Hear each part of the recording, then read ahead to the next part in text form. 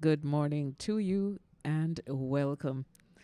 Thank you, Kiki and Marvin. Well, yes, indeed, we are here up at the University Hospital of the West Indies as Cool 97 FM teams up with sponsors, including the Ministry of Health and Wellness, for the observance of World Blood Donor Day.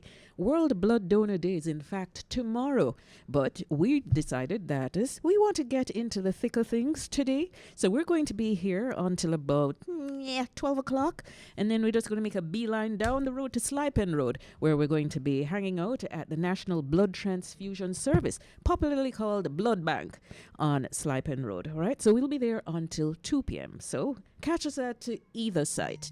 Now, there are several centers across the length and breadth of Jamaica that are open today, and they're inviting you to come on in and be part of this worldwide initiative as we try and stockpile supplies of blood for purposes of helping those who are greatest in need.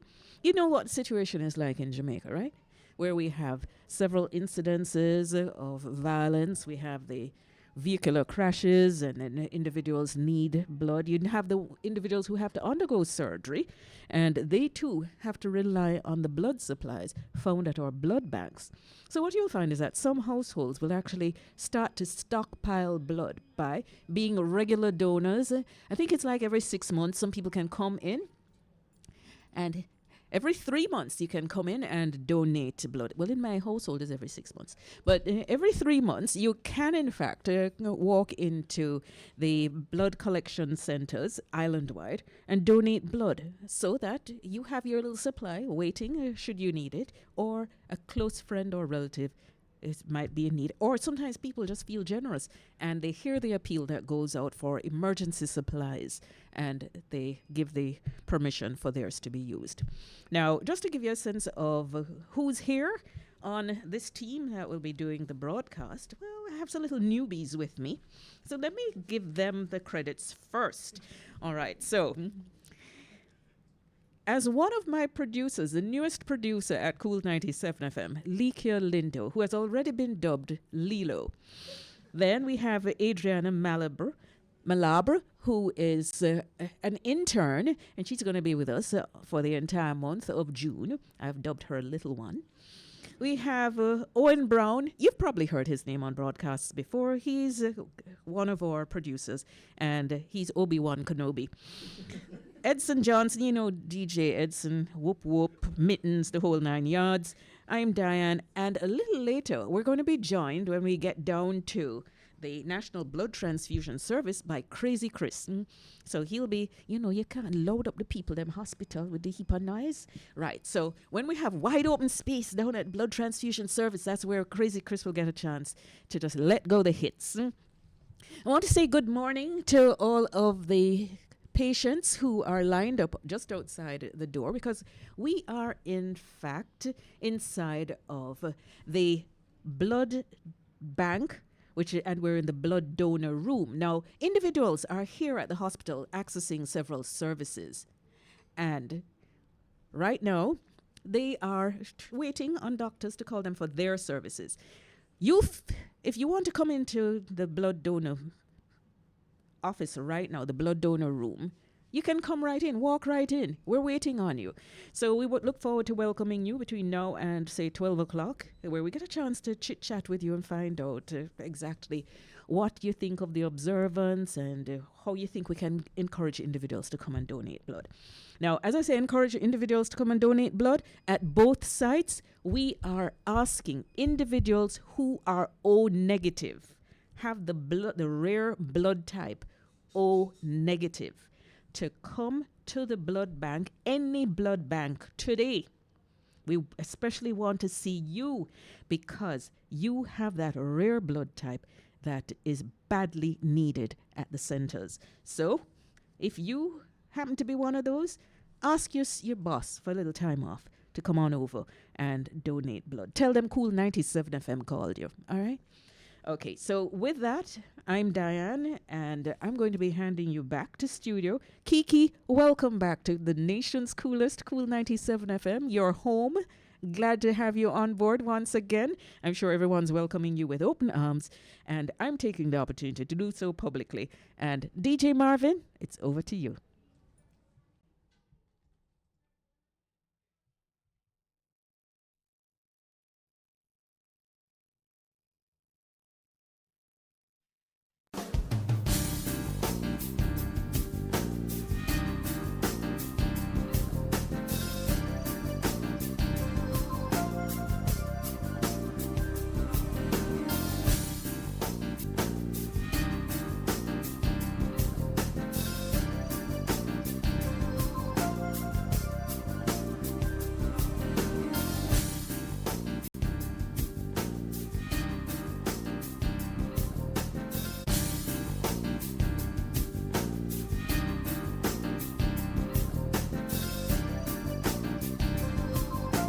be speaking with a very special guest. She's put in many years studying to become a consultant hematologist, and she works right here at the University Hospital of the West Indies. We want to welcome to Cool 97 FM and our broadcast for World Blood Donor Day, none other than Dr. Latoya Reed. Doc, welcome. How are you? Hi, I'm great. Thank you for having me today.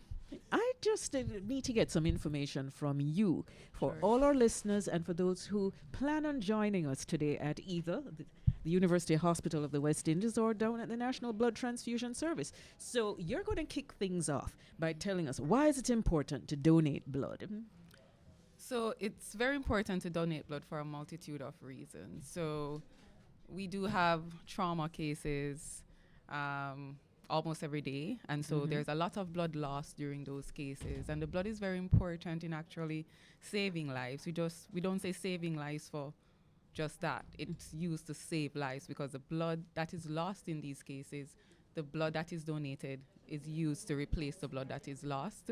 We actually also have our patients with blood disorders such as sickle cell disease who depend on blood every day to maintain their quality of life. It's used for pregnancy complications, as well as our patients with leukemias or patients who have bleeding disorders. So there are multitudes of reasons for donating blood, and that's why it's very, very important. Blood is life. So who can donate blood? So actually anyone who is deemed healthy, and health is deemed as not just saying that because you have hypertension or diabetes you're not healthy, but we do have set parameters such as the age. So usually we want donors to be between ages 17 to 60 years, and in terms of their weight, they should be less than 110 pounds. And I would say if there are any questions at all, if they can donate or if they're eligible to donate, just go to a blood donation site, and then the eligibility will be determined at that time. Is blood donation safe? Yes, blood donation is very safe, and I must say the donor's safety is very important in this process.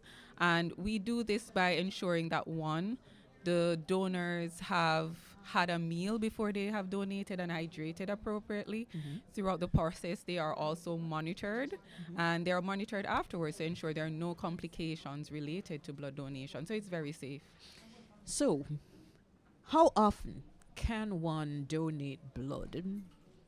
So ideally, we say every 3 months, and that is, we say that because we want the blood volume to be replenished. So we do, yes, we take off a unit of blood at each donation time, and the blood regenerates and replenishes the blood volume on its own within over 24 hours, but we want that period to be sustained so that that the donor does not have any complications. So every 3 months is what we considered safe for donation. Pretty quickly. The body replenishes itself pretty quickly. Okay. Now, how can blood save lives? So, for example, if I come in with, as you mentioned, sickle cell, but if I come in with something like I need to do emergency surgery, say I'm giving birth. Okay. Not that that's going to happen, but and I'm giving birth. Now, for example, why is it that they always need blood on spot? They always need to have a stockpile of it, because you hear ensure that you get people to donate blood before you go into surgery. Why can't I just go into surgery and just do the surgery and come out and you don't need it? All right, so no procedure is without complications, especially surgery, especially delivery at either form, vaginal or cesarean section. And so the risk as well is blood loss, where there can be complications with significant blood loss, and that may impact the outcome at that time. And so it's always important to be safe going in and ensure that blood is always available. And that is why the surgeons, the anesthetists advise for blood to be available just in case there is any severe complications related to surgery or pregnancy. So if I go into surgery and they do not need the blood that I have brought with me, not that I'm walking with it, but I have indicated that I've got the blood donation. Yeah. If they don't use it, do I get it back, or is it that it just goes to someone else? Right, so it goes into the pool of blood, and as I said before, every day there's a very, very high demand of blood. And so if you do not utilize that blood, then that blood is used for someone who is very much in need once they are compatible and we deem that it's safe for them to receive it. Okay. And, you know, myths pervade our society. If Yes, there's a very country much in so. this world that has all the myths in the world, it is Jamaica. Yes. What are some of the myths that surround blood donation? So And let's demystify them. let's demystify. Correct. There's a lots of myths and fears surrounding blood donation. So I think one of the things is that once you're on medication or once you have high blood pressure or diabetes, then you're not allowed to donate. But that is not the case. We do have restrictions as to what medications can be used, and we may stop some medications prior to donation process for the donor's safety. And also based on the blood pressure control or the control of the diabetes, it is safe for you to donate. Another thing is that infection may be contracted while donating blood, but there are policies that we are guided by, that we are strict with, to ensure that there are sterile means. So there is a new needle that is used, the area is cleaned properly, and those are discarded accordingly. So the risk of infection there is Lower. minimal, very, very low. Okay. Now, Yui, improving the lives of individuals with blood donations. Thank you ever so much for joining us for the Outside broadcast. And thank you for allowing us to spend time here today. We'll be here until about 11:30, 12 o'clock. So we're going to get to meet donors right here. And to you and your colleagues, thanks for all the work you're doing. Okay, thank you for having me. Okay, you're most welcome. So we're going to be going back to studio. Hands in the air. Everybody who knows DJ Marvin and Kiki, I want you all to do a shout out to them right now. Say good morning, Kiki and Marvin. Good morning, Kiki and Marvin. And final one, morning, cool listeners, come and give blood. Morning, cool listeners. Come and give blood. Thank you. All right, so we go back to studio right now.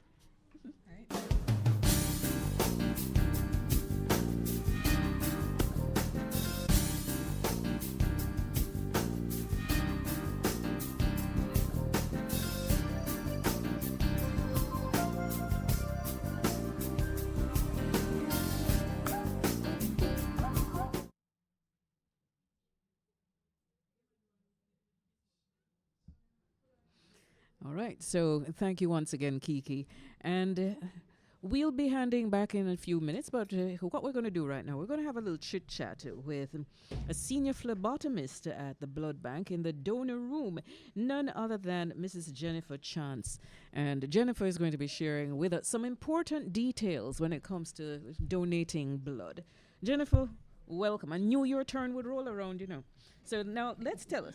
I need you to tell us, what can one do to prepare to donate blood? Is it that we eat up our callaloo, we take our iron tablets? What? Hi, Kiki. Good morning Oh, again. you know. Okay, so Kiki, you hear that, Kiki? You got a shout out for Jennifer. All right, so Yes, for preparation for donation, we encourage the persons to have a good night rest. In terms of coming, have a proper meal, pretty much a cooked meal. Yes. Eat within 3 hours. Within 3 hours, or half an hour after eating, the donation can be done. And you just eat and drink a lot of fluid, helps the body keep the blood pressure up, keep the blood sugar level up, and so on. But any particular type of foods, any kind particular types of drink? So is it that you should kind of lay off the really sweet drinks and the fatty foods? Any restrictions along those? There's no restriction per se, but to eat properly, and we do just to make yourself be prepared. Your iron level, health-wise, should be good for the donation. So how much blood is actually donated when you come to a blood bank? Okay, when you come to donate, we take 1 pint of blood, 450 mils, and 3 samples. A pint of blood. Realistically, we need to kind of picture it. A pint. What of does a blood. pint look like? Let's say like a pint of box juice. Pint of ca- box it ca- juice. it It's a ca- while since I had one of those, anyway. Yeah, it can. The tiny box juice? Not the tiny one. Not the one that children use, the one that you see adults use. Yeah. Oh, that is a pint. That's okay. yeah. Okay. 450 Now, mils. when you get the pint of blood, how do you separate it? Because we understand that there are components in the blood that are separated out once it gets to the bank, to the blood bank. So they're like platelets, red blood cells, etc., etc. Now you know what? The time running for this interview. Let me save that one. When we get on to transfusion, I'm going to ask them that one. So move on. How long does it take to donate blood? Because some individuals who are planning on coming might be on the clock, and they want to have an idea of how long this is going to take them. We give about 45 minutes for the procedure. Break down the 45 minutes for us. 45 minutes include the interview, which is about 5 to 7 minutes. Okay. The taking of the blood itself, which we give another 5 to 7 minutes. Can be longer depending on how fast the donor bleed. Oh, Yes, okay. it can be, and how they are feeling after the donation. But we give and then have about 10 to 15 minutes wait time after the blood is taken, observation time. Oh, that's when they tell you go and have a seat. And Right. Oh, You and know, then we sometimes they get a sweet drink. We offer them a sweet drink and just to That's for have some fluid. That's back like to the recovery. body. That's like Yes. recovery. And then they wait for the 10, 15 minutes. Once they're doing okay, we give them their receipt, read them their rights in terms of take it easy for the next 24 hours. Wow. Yeah, no exercise, no up and down. No lifting of heavy weights no and those lifting things. of anything. Relax because you have just donated a pint of blood. And it can affect you if you try to go out there to do rigorous things. Okay, all right. Jennifer, so tell us, you've had an inflow of individuals into the blood bank here at the University Hospital of the West Indies since morning? Oh, yes. Oh, yes. Up to what time can they come here? Up to 4. 4 o'clock today. Yeah. All right. 3:34. Okay, good. And you're not closing at any point? We don't close for lunch. Good. So up to 4 o'clock, you can come and donate blood. At this particular blood bank, O negative, I've been asked to push the the need for O negative blood. Do you see many of them coming into the blood bank with that blood type? Rarely we have the old neck comes in. you know, Rarely? Yeah, and we do have our volunteer donors, a few old necks that from time to time we'll call them in to come in and make donations. That's after they have donated, like after 3 months. Yes. We would we'll call them and ask them to come in and make donations, and Jamaicans in general, they will come. Okay, They'll I'm come. giving you the platform now to encourage our listeners to donate blood today at any of the blood collection centers island-wide. All right, Jamaican out there, listen. Jamaica, the hospital needs blood, and I'm encouraging every one of you out there who can donate between the age of 17 to 65. Good health, once you're out there and you eat properly, and come on and donate at the blood bank or any blood center, donation center across the island. We welcome you. We are looking forward to have you. And donation is good. It helps the body a whole lot. When you donate a pint of blood, you save 3 lives, and for yourself, you make space within your body so that new red blood cells can come back, and your body will feel better. There you go. All right. Thank So you. thank you, Jennifer. Jennifer is feeling very festive. She's made sure she's wearing her Santa hat today to welcome you to the blood donor room. I'm very serious. She's wearing her Santa what is it, bandeau with a Bandeau. Santa hat. Yes. So come on over, meet Jennifer and her hat. So we're going to go back to studio right now as we cover World Blood Donor Day. Don't forget that at about 12 o'clock, we're going to be leaving the University Hospital of the West Indies. We're going to be heading to the blood transfusion service at Sly Pen Road. Jennifer, you want to come with us? We're going to the blood transfusion service at Sly Pen Road, and we'll be there until about 2 o'clock. True, if we see an influx, we'll hang with you for a few more minutes after 2. All right, so to everyone, have a great day, and thank you in advance to all who are planning on coming to give blood.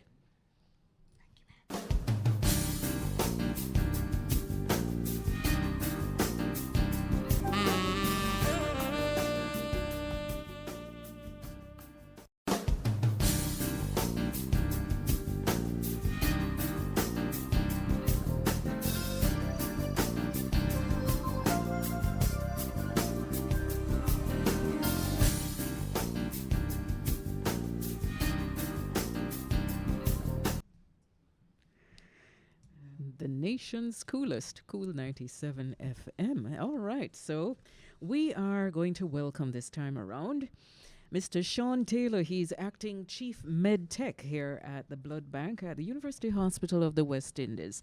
And we'll be speaking with him over the next few minutes as we get to find out about just how much business, let's put business in quotation marks, is actually done here per year. So welcome to Cool 97 FM. Hi, thank you. Thanks for having me. Okay, our pleasure. Now, let's get into this, Sean. Tell us, how many donors do you usually get at this particular location, say, in a year?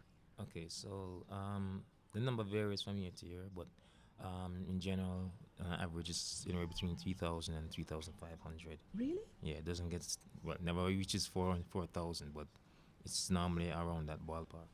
Wow. Okay, now, you brought with you a pint of blood, Yeah. and we're going to speak with you about exactly what happens once you have given blood. So walk us through this. So what happens to the blood after it is donated? All right, so after the donors have been bled, and they've been given their refreshments and they're okay and all that, the blood is collected by the blood bank's lab staff. Okay. We take it upstairs to the lab. We log it into a book, document it with the unit number, which is unique to each unit, Oh, okay. right? The group, Yes. right? And then the initials of the donor, Oh, right? okay. So that's all done as a means of identification, Mhm. right? So we can track the unit.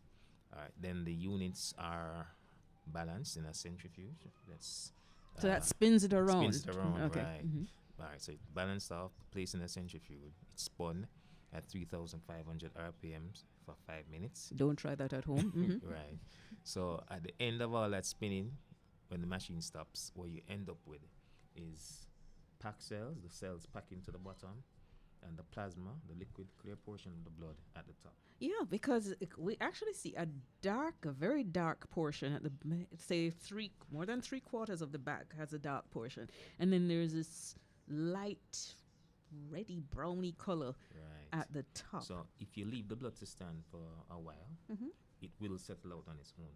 Oh. So when we centrifuge, all we're doing, we're just speed up the process, Mhm. right? So hold on. So what is that dark red part? So the dark red part is the red blood cells. Okay, what's the clear part? clear Well, not part. clear, but the lighter Yeah, part. the lighter part, the clear part is plasma. So plasma, red blood cells. So where are the white blood cells? All right, so the white blood cells would be within the red portion, Mhm. right? Normally, if you look at the blood, there's a partition between the plasma and the red cells. The white cells is usually at the top right here, so it's called a buffy coat. Oh, That's what we call it, lab term, okay. right? So So pretty much like the little horizon where the Right, sea where the meets two of the them meets, okay. right. So where that line would be is Right. where the white blood cells are. Yeah. Now, from this pint of blood, how many people can you help? all right, so theoretically, from a one unit, you can get packed cells, FFP, platelets, and cryo. So that's 4 products, 4 products. right? Mhm. So we can help 4 people right there. Oh. So you really have people who come in only needing platelets. Yeah. Some who come in only needing, Cryo precipitate. and then you have those who need everything. Yeah. Oh. Okay. So mostly, the highest demand is the packed cells, okay. red cells. Those are red right? cells. Mhm. So patients that are anemic, patients doing surgeries, patients that are have dialysis or end-stage renal failure, patients who are on dialysis, Mhm. you have to give them packed cells. Oh, okay. Wow. And how long, because this isn't yet, I figure, in some kind of refrigeration.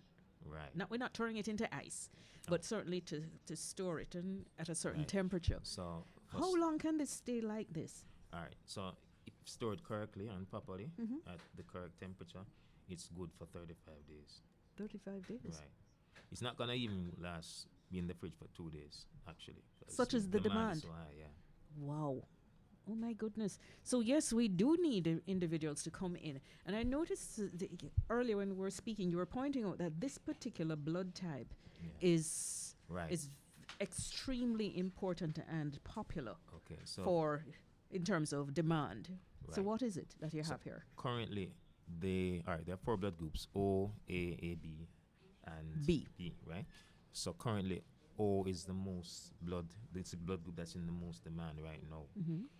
There's a current shortage of O blood island-wide. So we're encouraging the donors to come in, especially if you know your group O, to come in and donate. Okay, all right. So we want to thank you, Sean Taylor, Acting Chief Med Tech, for spending time with us here at the Blood Bank as KOOL97 FM covers World Blood Donor Day. Don't forget that the actual observance is tomorrow. But we, along with other media houses, are observing it today. And we're encouraging you. You don't necessarily have to come to UWI's Blood Donor Center. You can make your way to any of the blood donor centers across the length and breadth of this island and be a part of the World Blood Donor Day observance. Give blood, you can save lives. All right. So I want to thank you and your colleagues. You do a shout out to them. I noticed that they're filming you and they big shout out to all medtechs, the interns, the present. Thank you very much. The blood donor staff, donor room staff, Mrs. Chance and the rest. Thank you very much for your efforts and your service. And the donors. Yeah. And the donors. Thank you very much, donors, for coming out. I appreciate you all. And of course, to you guys for coming out. It is our absolute pleasure, and we'll keep doing what we can to help out the blood bank. So, on behalf of the team KOOL97 FM, we're going to be leaving this location, and we'll meet up with you down at the National Blood Transfusion Service at Sly Pen Road, where we already have some of the KOOL staff hanging out, but we're looking forward to welcoming you. And Corporate Jamaica, remember the challenge: round up as many of your staff members as possible and take them to either the blood bank here at UWI or take them to the blood transfusion service down at Sly Pen Road. We're keeping check of the institutions that come in and the number of their staff members. And for today, we want to see which company comes in with the most donors, and that company is going to be the beneficiary of a free ad package from KOOL97 FM. That's our way of saying thanks to you. All right, so for now, we'll see you around about 12:30 at our other location. For now, we're saying thank you to this management and staff of the blood bank here in the blood room at UWI Hospital. Thanks much. Take care.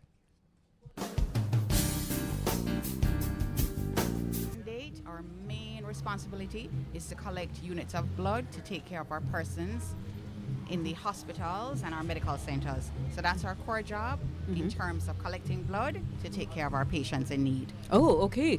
Now, based on what you I don't know how many years you've been working here, but I think you would be a good candidate to tell us what makes someone eligible to give blood. When we look at the different conditions that people have, age added to that, and they just kind of run through. And then the popularity of things like the adornments like tattoos.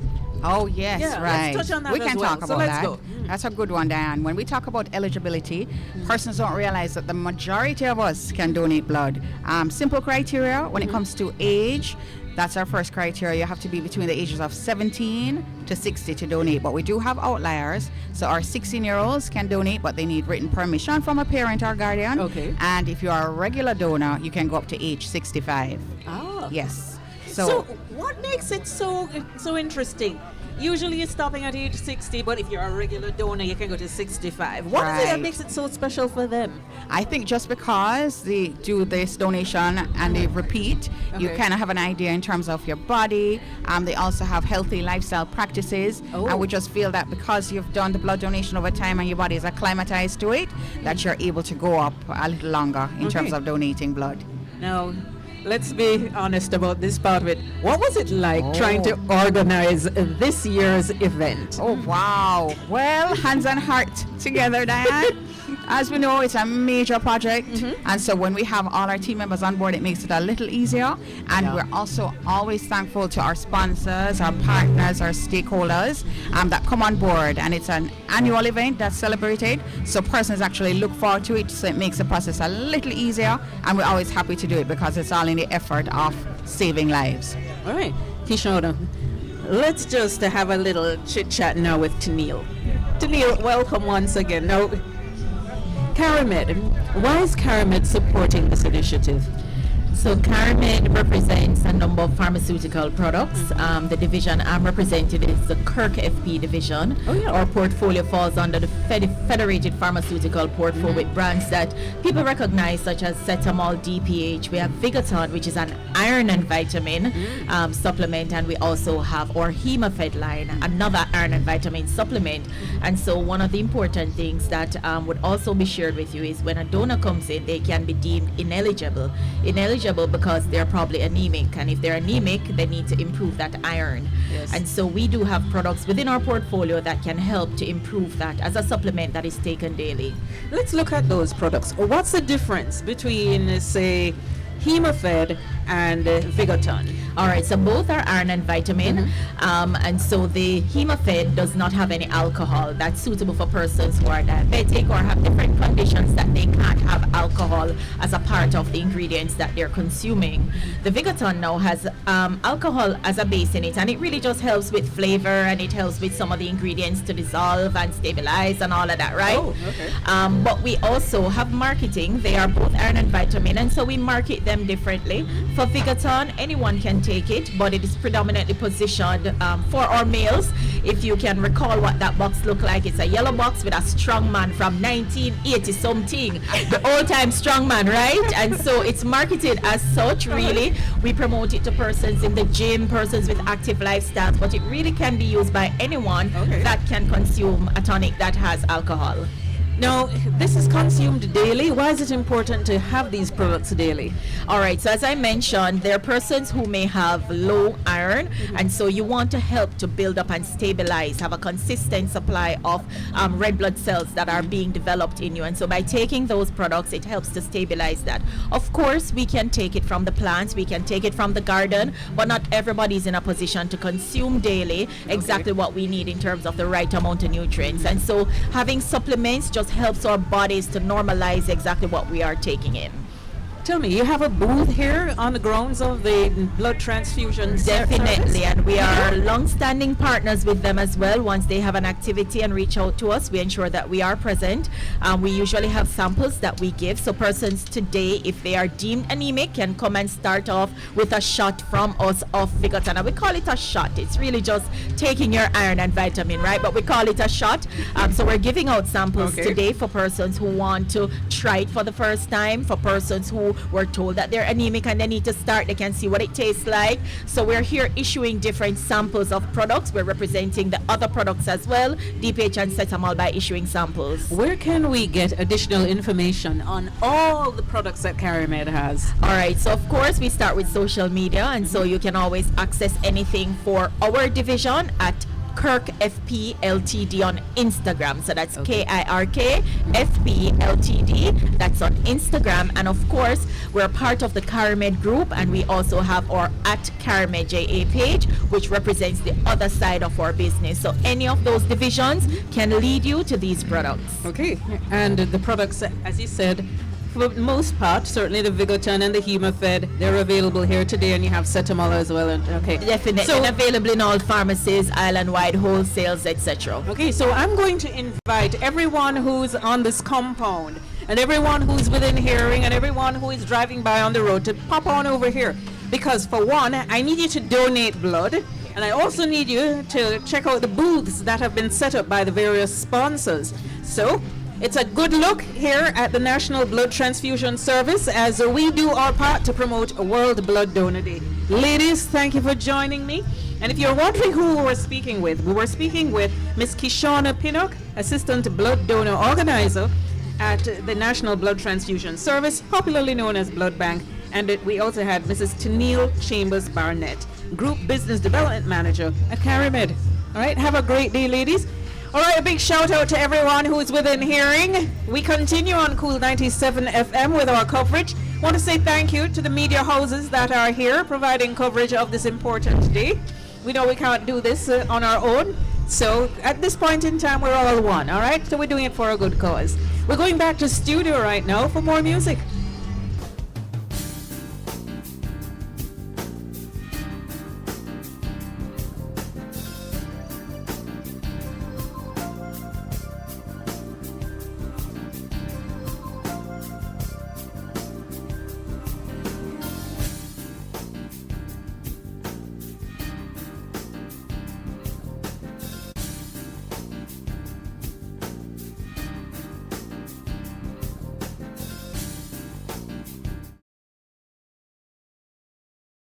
back with you. National Blood Transfusion Service down here at Slipen Road is where we're located as we observe World Blood Donor Day. Listen, I'm not letting you off the hook. I need you to still come on down, donate blood, and if possible, if you're in any other part of the island, just visit one of the transfusion services, and there are many across the length and breadth of Jamaica. Do your part as we try and beef up the supplies in the blood bank, because as you've been hearing, each and every one of our guests has been giving you an idea of the importance of donating blood to the survival of individuals who are undergoing surgery of any form, who have special conditions in terms of like sickle cell and that kind of thing. So let's see how we can best meet the needs of others, and our own blood supply will be in store as well as ones we can donate. Now, with me now on KOOL97 FM, I have Miss Taylor. She's operations manager at Revamp Comprehensive Rehabilitation Center. And we also have with us from Lasco Distributors, Miss Renee Rose. She's category manager. So, ladies, welcome to the nation's coolest. I know for you, this is not the first time. No, it's not. That's Renee. Yes. Okay, so let's get into the interview. Now, let me find out from Miss Taylor. Can you give me an idea? What's the guiding philosophy of Revamp? Our listeners are hearing the name on Cool.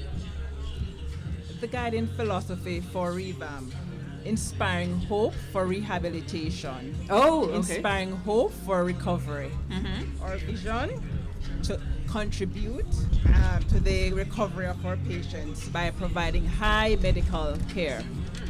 Okay. Now, give us an overview of the services that are offered at Revamp Comprehensive Rehabilitation Center. And at the same time, I want you to just slip in. Where can we find your office? Okay. Revamp Comprehensive Rehabilitation Center is located at 9 Lady Musgrave Road. It's the old Spartan building. Oh, everybody knows that one. Yes. All right, good. We have that out of the way. All right, so give us an overview of, for example, the services offered at Revamp. Okay, so we are a facility that offers inpatient and outpatient medical rehabilitation within the Caribbean. We offer a wide spectrum, wide range of neurological, orthopedic, and spinal cord injuries services. Wow, We, that's a lot. along with our medical team, our services are comprised of physical therapists, speech therapists, occupational therapists, and chiropractic services. And that's being offered down here today as we do the broadcast. We actually have a chiropractor here. Yes, we working do. on individuals. Yes, we do have our chiropractor on site. And it's proving quite popular too. All right, so a big hail up to all of you and thank you for being here. Now, what advice would you give to persons dealing with physical challenges as a result of, say, neurological illnesses or the dreaded stroke? I would advise persons that there's hope. There's hope for recovery. Seek medical guidance, seek assistance. It is very possible to be restored from a stroke or neurological challenges. Fabulous. Okay, now, what are some of the common mistakes? I suppose that's one of them, or perceptions that we have, that once you've had a stroke, once you've had a neurological illness, that's it. But what other mistakes or misconceptions do we have when it comes to individuals who have had a stroke? I think persons believe that recovery is far-fetched, that it's not likely. There are persons who they give up hope, but recovery from a stroke or neurological challenges is very possible. Okay, fabulous. Strokes are irreversible. There's a possibility of, let's say, 10 to 20% of full recovery. There are persons who believe that after 3 to 6 months there's no hope, but the process can begin at any time. However, it is recommended that within the first 3 to 6 months of a stroke that the recovery process and professional guidance is considered. All right, now I'm going to turn to Renee. So this is going to be good too. Lasco is present at today's outside broadcast as we do the blood drive. Right. Why is it important for your brand to support World Blood Donor Day? All right, so LASCO is a caring company, and we have a social responsibility to give back to Jamaica. So what we do now is to be here today to encourage persons to give blood, because the reality, Diane, is that we don't know what the future holds. Yes. We don't know, one day we may require blood, our family member may require blood. So it's important that we implore persons to give. Once you're in the capacity to give, to do so, give, because you can save a life. Indeed. So we have been here not only with products, but also to encourage persons to do so. That's your booth over there, right? Yes, it is. Okay. What is it you're cooking up over there? And I use that intentionally. You know those little black kettle pots? The ones Yes. that look like a little Yes. witch's brew thing? They have one over there. So what is it you're cooking up over there? in All your right, booth? so in that kettle container, we have our oats. So we're focusing on our oats, and we're Why? doing an oatmeal porridge today. Why Because oatmeal? what happened is that when one person gets here and they give blood, oats revitalize and replenishes energy that you would have lost. Oh. So it's important that you consume oats because it gives you the energy, yes. Wow. So Okay. persons with busy lifestyle, oats. And today when you're giving, we provide you with the oats. In addition to that, we are also sampling our instant chocolate mix, and it's in various flavors. And we're also hydrating with our iCool beverages, water, as well as our drink. Okay, you know what? We are going to sample it up at Cool. Absolutely. And we're going to tell you how Yes. it is. Now, tell us more about how Lasco's products, because it's not just the oats, but other products that you have, support health and wellness. All right. Well, I spoke about the oats and the fact that it revitalizes and it gives you energy to take on the day's activity ahead. And I spoke earlier about the water that hydrates Yes. persons. So we have other products. We have, for instance, our soy. Persons who are lactose intolerant and they're unable to have milk, they can consume our Lasco soy. So we have many products that Give me the social media handles, a website, so we can check it out on our own. Well, absolutely. So you can visit on Instagram. It's Lasco Jamaica. Oh, Yes. just so. Yes. That's what you mean. Okay. All right. So, ladies, I want to say thank you to you. It was fast, wasn't it? Yes, All it was. Thank you. So, Renee Rose, category manager at Lasco Distributors, and also Ms. Taylor, operations manager at Revamp Comprehensive Rehabilitation Center. Thank you ever so much. Thanks for being having here. us. And Thank thank you you for for having us. supporting the blood drive. Absolutely. Not just school, but The blood drive. Absolutely. All the very best you. to you and your staff. All right. Thank you. Thank you So so we're going to much. go back to the music on Cool 97, but down here at the National Blood Transfusion Service is Crazy Chris. He's spinning hits, and the party continues, right? So we'll be here for quite a while. Stay with us. There's more to come. We're going to be closing out the broadcast just before 2 o'clock, all right? So see you then.